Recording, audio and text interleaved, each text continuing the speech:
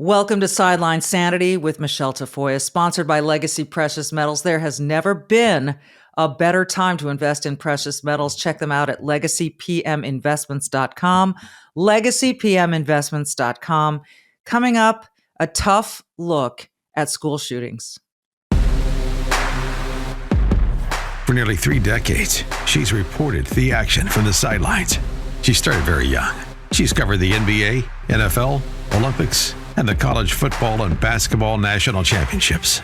And now, during these insane times in our world, Michelle Tafoya thinks we need a serious dose of sanity.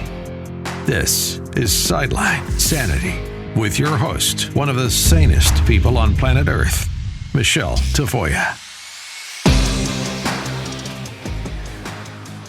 Well, I hate to have to devote a show to a mass shooting at a school, but we must.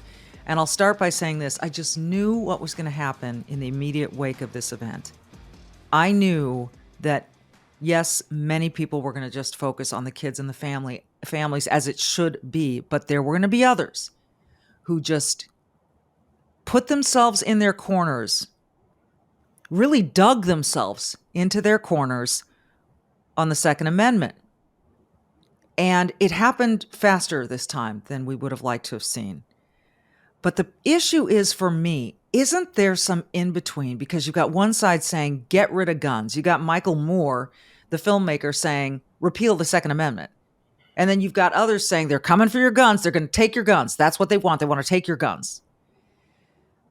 If we're willing to do the hard work, which I'm not sure Washington's willing to do, maybe there's some place in the middle, some sort of compromise we could find that would avoid future shootings. I don't know, but I'm happy to welcome John Hinderaker. He is the president of the Center of the American Experiment. Forgive me, Mr. Hinderaker, and I'm going to call you John because you gave me permission to do so. You wrote a piece for the Powerline blog entitled "What to Do About School Shootings." And the first line includes the shooter's name.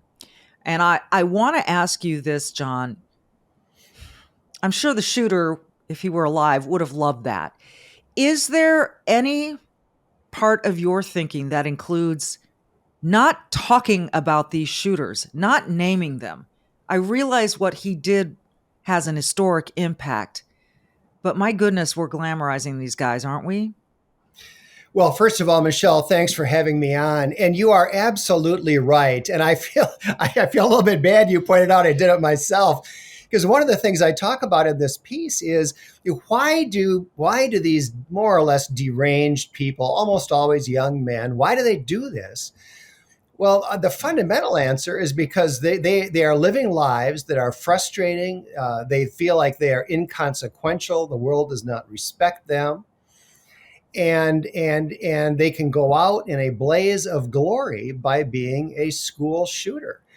And it works. If you are a person that sees yourself as a failure, as inconsequential, and you want to make yourself world famous, well, this is a tried and true way to do it. And so one thing that a number of people have said is, maybe if the press stopped publicizing the names of these people, maybe that would be less incentive for them to do it. And the other thing, Michelle, is a lot of these people, I don't think this guy did, but a number of these people, before they embark on their murderous mission, they'll write a political manifesto, right? And they're always stupid, childish, incoherent. They don't make any sense. But of course, people will pore over these political manifestos looking for signs that this shooter is on the other side, whatever your side is. Yeah. And that's really foolish. Yeah, whatever your side is. Right, exactly. And so, and that really, those things should be completely disregarded. They're meaningless. And here again, we're just giving these people what they want.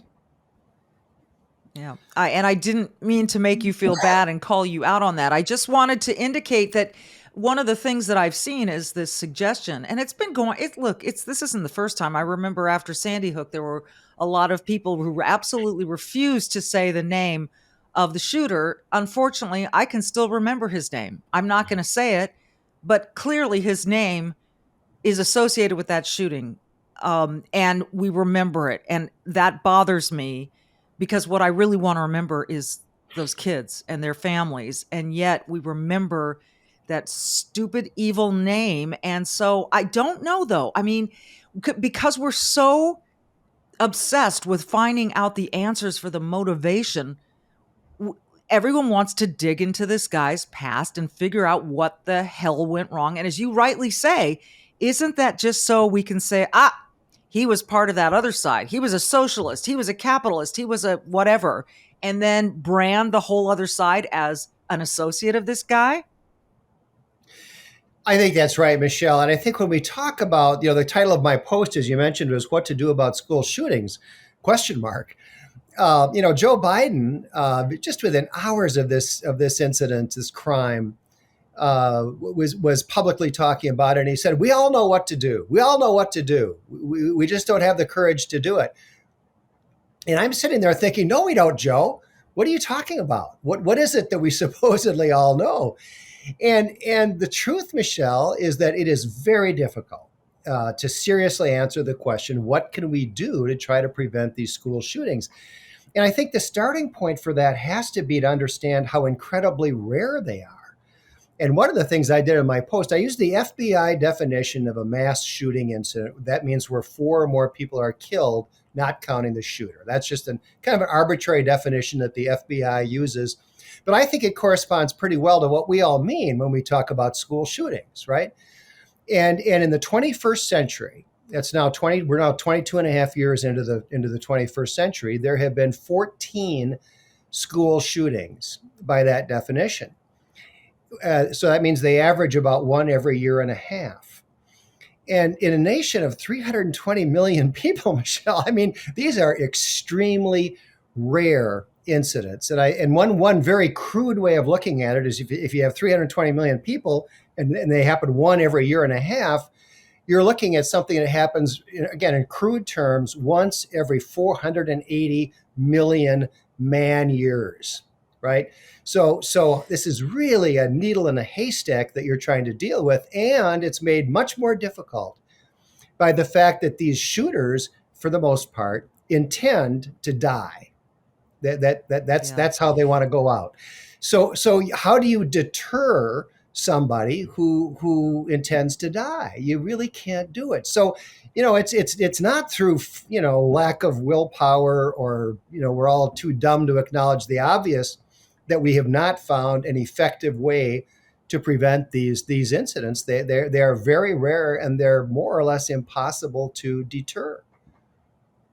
But you can't look those parents in the eyes and say, look, this is rare. There's not a lot we can do. You cannot. I mean, these are babies. Same with Sandy Hook. These were babies that were taken. For anyone who's in high school or under, to me, is just a child. So they don't care that it's rare. They care that it happened to them. Just as, the other side will say, well, it's very rare that an illegal immigrant will commit a crime. Well, tell that to the family who's, been victimized by that illegal immigrant. So I think one of the things we need to talk about, and we are going to talk about further, is these stickers on the doors of the schools say no guns are on this premise, or whatever the sticker reads. I've never understood that. I see it in stores, I see it at schools, I see it at churches. Why does that have to be there? Why are you saying, come on in, no one else has a gun? I don't understand that, John. Michelle, you're not alone. And one of the things I say in this post is, my father, now 100 years old, used to tell a joke. And the punchline of the joke was, well, I may be crazy, but I'm not stupid. And in a totally different context, obviously not a joke context, you could say the same thing about these mass murderers. They may be crazy, but they're not stupid. They choose to go to places where they think they're going to have the only gun. Where do they go? They go to gun-free zones. Now, it's not always a school, but schools typically are gun-free zones in most places, and that's where they go to try to murder people. And so, I think one of the very foolish things we've done in recent years is this whole gun-free zone idea. And it's not foolproof by any means. But if every public school in America had at least one armed guard. That's probably the single most practical thing we could do to prevent these terrible crimes.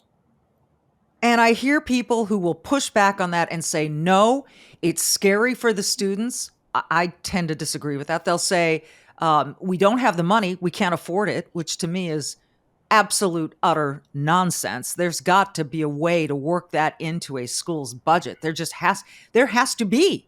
There just has to be. I mean, the things that we spend money on this country, we've got to protect these kids. I don't care how rare this is. This is a devastating crime.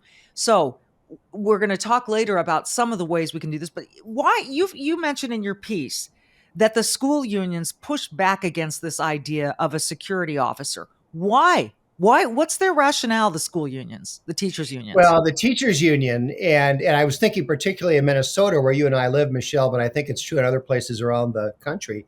The teachers unions are very, very far left.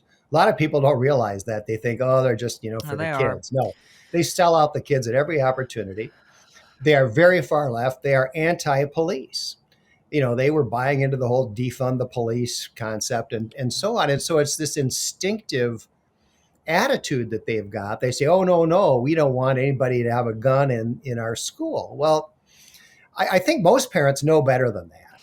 And I think the idea that kids are frightened by a school safety officer, I don't think that's true.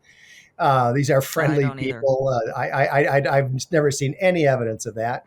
And, there are some places where teachers and other, school employees have been encouraged, if they have a carry permit, to bring a firearm to school. And in some ways, that's even better than having a school safety officer, because somebody who's thinking about going on a murderous rampage, he just doesn't know how many teachers or maybe the custodian in that school is carrying. He doesn't know. And my guess is that those schools are going to be avoided. I'm sorry, go ahead. No, my guess is those are not the schools that these would-be mass murderers are going to choose. If they know, right. And again, obviously, we're hearing that this creature's grandmother had worked at the school, so maybe he knew it. He knew about this particular entrance. You hear about single entrances required. There are bulletproof glass that is available. There are all kinds of ways we could reinforce schools. These are our most precious assets in America, are these children. How do we overcome this then with the teachers unions being so against this idea? What would that take to change their stance? Is it going to be a boatload of parents saying, fine, we're not going to public schools, we're going to charters, we're going to homeschool? What would it take? Because something's got to change, whether it's within and I'll get to the Second Amendment in a minute, but what would it change? What would it take to change the union's stance on this? Is it possible? Michelle, the short answer is parents. We all saw what happened in Virginia earlier this year, and we're seeing it across the country. We're seeing it in Minnesota, among other places. For too long, the teachers' unions have had a firm grip on school boards, and parents need to take responsibility for their kids' schools. And increasingly across the country, they're realizing you can't just ignore the schools and look to the professional administrators and the school boards and so on to run them. Parents have got to get involved. And, I think this issue is just like the other issues, the curriculum issues and so on, where parents have started to rebel across the country. But if parents stand up and say, we're going to run candidates for our local school board who say we're going to protect the schools, we're going to find room in the budget for armed security officers or whatever measures they decide on, those guys are going to get elected, Michelle, because parents want their schools to be safe. You're making me want to run for school board now. It's because I just think that practicality has been thrown out the window. I am so angry. My mom was a teacher, so I grew up the kid of a teacher. I understand what teachers' desires, the real teachers who want kids to learn, and it seems contrarian now to what the unions want for their teachers to do. So forgive me, I'm a little verklempt about this. Let's get to one more point before I let you go. We're talking to John Hinderaker of the Center of the American experiment. The Second Amendment, as I mentioned, people are saying repeal it, change it, do something, get rid of it. You don't have a right to a gun if my kid doesn't have a right to come home safely. I understand all those feelings. I feel it in my gut right now. The Second Amendment is likely not going anywhere. What kind of compromises are there, do you think? Are there compromises that we can reach that would prevent an 18-year-old from being able to acquire the ammunition he acquired on his birthday to create this kind of horror? It's really tough, Michelle. I mean, in general, let me just make a really broad point and then talk about the age thing. I mean, any approach that relies on the idea that we're going to prevent would-be murderers from getting their hands on a firearm, I think honestly is doomed to fail. I mean, firearms have been around for roughly 600 years now. There are hundreds of millions of them in the United States currently. And, I don't see that approach as having much promise.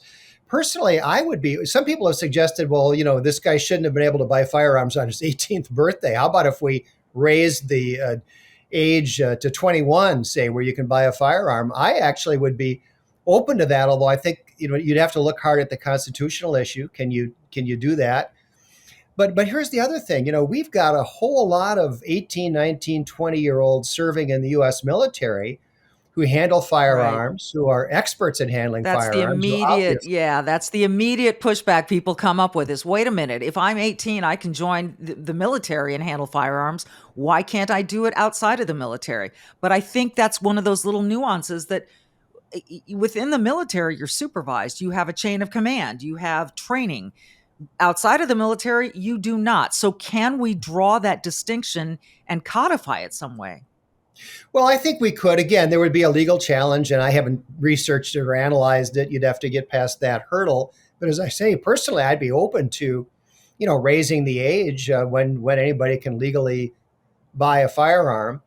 That said, I mean, firearms are not that hard to procure. We have a problem that felons are all the time getting their hands on firearms using straw purchasers. So it's not that simple, but that's something we certainly could look at. I think that hard work needs to be done. I think we can agree on that we cannot just get in the corners of the boxing ring and point the finger in the other direction and say, you're wrong, you're evil. No, you're wrong, you're evil. There has to be some hard work done. Can it be done in Washington? I don't think so, John. I think it's got to be done on the local levels, maybe. Is that something then that's just going to be, if you try to do it at a state level, it's going to be constitutionally challenged and therefore doomed? Well, no, I wouldn't say that. No, I think I agree with you. I think that the local level, the state level are much more promising avenues to get things done.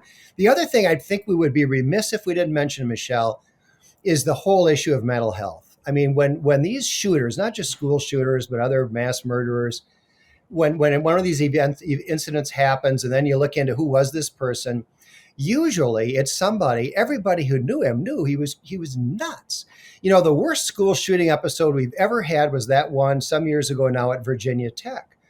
And right. After that student, he killed, I think, 31 people. It was terrible. And afterward, they interviewed fellow students, and they said, yeah, we always said if there's ever going to be a shooter here, it's that guy. And I remember a young woman who was in one of his classes being interviewed, and she said, yeah, I had a class with that guy, and I always sat next to the door so I could get out if he pulled a gun and started firing. So and we don't know much about this latest guy yet. Facts slowly dribble out. But again, we're looking at very serious mental health issues that in most cases are obvious. I mean, the Parkland guy wrote on Facebook, I'm going to be a school shooter, right? I mean, how's that for a clue? And here's my point, Michelle. We basically don't have a mental health system in this country. We emptied out the institutions, the insane asylums, as we used to call them, in the 1970s as a kind of a liberation. And that's one of the reasons for the homeless problem that we have now. But I think as a society, not only because of school shooters and so on, but much more broadly, there are a lot of people who are seriously, seriously disturbed and are not getting help that they need. And I think one good thing that potentially could come out of the attention that we're paying to this incident and similar crimes is if we can focus on mental health and have a more constructive conversation about how we can identify and better deal with some of these people who are obviously deeply troubled. John Hinderaker, the president of the Center of the American Experiment, so appreciate your time. And you're absolutely right. Folks, we've got to do a deeper dive. We can't be lazy about this stuff. We can't just point fingers and argue about it. There's got to be some unity over finding constructive answers to these issues. And mental health is a big one in this country. And maybe that's why in America, we're seeing these mass shootings more than other places, because we don't care about mental health in the way that we should. And there's a lot of rot going on in this culture, and we better fix it fast. John, thank you so much again for your time. Thank you, Michelle. Have Appreciate a great day. it. Coming up, we're going to talk to Peter Johnson of Archway Defense. They design ways to protect churches and other establishments from this kind of attack, for lack of a better word. And we'll talk to him next. Friends, since November of last year, the stock market has plummeted. But gold? Well, gold's been on the rise. Now, gas prices are insane. The stock market's extremely volatile. Inflation is even worse than it was last year. And now there's this war with Russia and Ukraine that could spread to the rest of the world. I mean, markets, they don't like this kind of instability. But the good news is you have options. Gold prices are rising as investors turn to gold for protection. Gold provides a hedge against inflation and protects against a weakening dollar. Legacy Precious Metals is the only company I trust for investing in gold and silver. You need an investment that will protect your wealth and retirement. Call Legacy Precious Metals today. Be proactive while there's still time. Remember 2008? Those who invested in gold saw huge gains, while others lost their retirements. Legacy Precious Metals can advise you on all of your options in investing in gold and silver. You can speak to an IRA expert at Legacy Precious Metals at 866-528-1903, 866-528-1903, or download their free investor's guide at legacypminvestments.com. So now to the tougher part of this issue with the school shooting. We'd like the world to be a perfect place. It is not. And so we need to deal with the world as it is, not as we would like it to be. That's something we have to accept. Life ain't fair and it ain't perfect, and let's deal with it as it is. School shootings have happened. Likely there will be another one in our future. And so I thought I'd call in Peter Johnson. He's the founder of Archway Defense Team. He's got an amazing background as a federal air marshal, among other things. And Peter, I felt like you would be a good person to talk to about soft targets. Can schools be a place where we can feel safe with security there? And so thanks for being here. Let me just start with your initial reaction to this story down in Texas and the thoughts that go through your mind immediately when a soft target like this gets attacked in this way. Well, no matter what, because we're human, the first thing is the kids. Thinking of innocent kids, their lives are lost because of the evil that was perpetrated in Texas and at other schools that have had attacks. So first and foremost, you start thinking about the victims. And then in our profession, the question is, okay, what could have been done to mitigate this? Where were the opportunities lost? How can we reduce the probability or the propensity for this in the future? And that's ultimately what we do at Archway Defense. Right. And so when you look at this, one of the things I hear from a lot of people, and it's one of the first things you hear is single entry point to a school. Is that feasible? How logical is that? So it is a logical step. The danger in moments like this, because this just happened, we had a couple active shooters in New York and California not too long ago. And the conversation always goes to, if we only do this one thing, if we only, depending on where your ideological lines fall, it's either do this, this, or this. And where really we need to start looking at is a holistic approach on a localized level, because what's appropriate for a school in maybe downtown Manhattan, those procedures and processes might not be appropriate for a school in, let's say, Alabama. So local solutions are often the best solutions, but there are best practices, even from your past background of stadium security, which we do work in that sector also, is there are best practices of a layer of security approach. And that's one thing that if we could discuss is changing the mindset of this one thing to a layered approach of mitigation. There's no one layer that's perfect, but the more layers that you reasonably put in place makes it that much harder for an attack to be carried out successfully. You raise a very, very good point, and that is that people think if we had just done this one thing, if we had just had an officer at the door. Well, apparently there was an officer at this school who exchanged fire with the perpetrator, and that didn't accomplish anything. So layers is really interesting, and I think the initial reaction from schools is going to be layers sounds costly.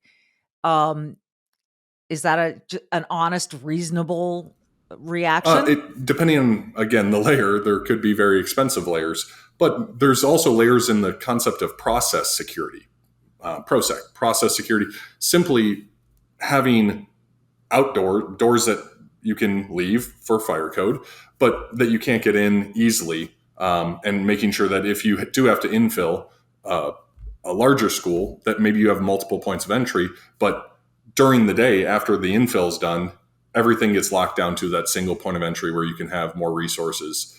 And then having simple stuff like door alarms. So if a door is propped open from the inside or left ajar, that somebody can quickly ascertain why that door was unsecured. These are very small things, but those aren't expensive at all. Really, the most expensive thing is simply sitting down and deciding, are we serious about this? Whether it's a school or faith-based, whether it's a stadium or an airport, and we've worked with all of those.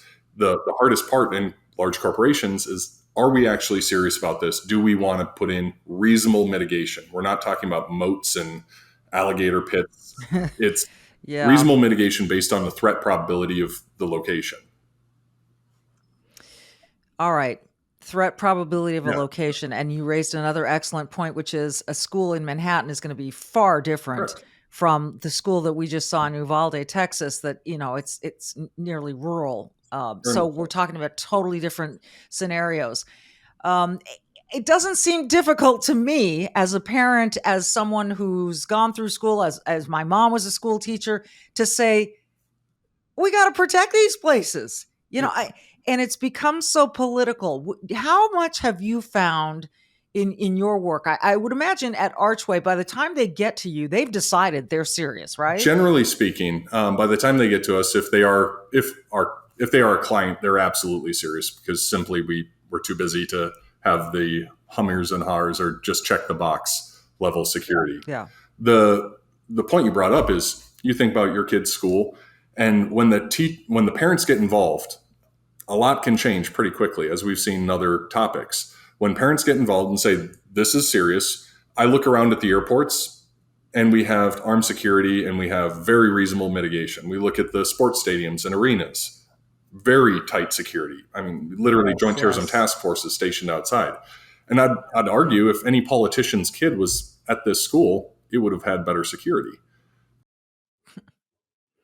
You know what? That's almost humorous and angering at the same time. It's like it's so obvious.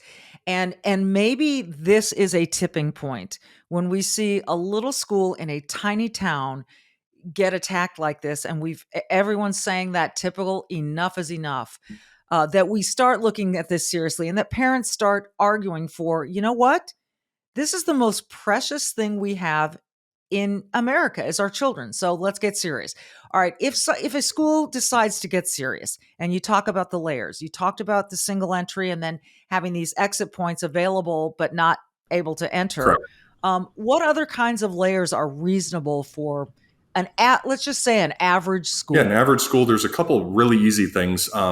Glazing. So in higher events or in banks, they have ballistic glass, which is very expensive, very heavy. But there's retrofitting that you can do to industrial glass or commercial glass, which is simply a film that's applied to both sides of the glass so that would-be attacker can't shoot. They can shoot through it, but they can't break through it in a reasonable amount of time. It might take 10, 20 minutes to get through that one piece of glass. And this actually came out of another active threat out on the East Coast, where the individual got into the school, doors were locked. The teacher did the right thing. They locked the doors, but the glass between the hallway and the schoolroom or the classroom wasn't protected in any way. It didn't have that mesh on it or glazing. So they broke through, the attacker broke through the glass and was able to reach into the room, unlock the door, and unfortunately kill more kids. These are very inexpensive, a couple dollars per square foot. Most schools, even in the most rural, could afford that if they planned out on the budgeting. And it can be installed by literally your local maintenance individual. Really? That is like a no-brainer to me. That's just a no-brainer.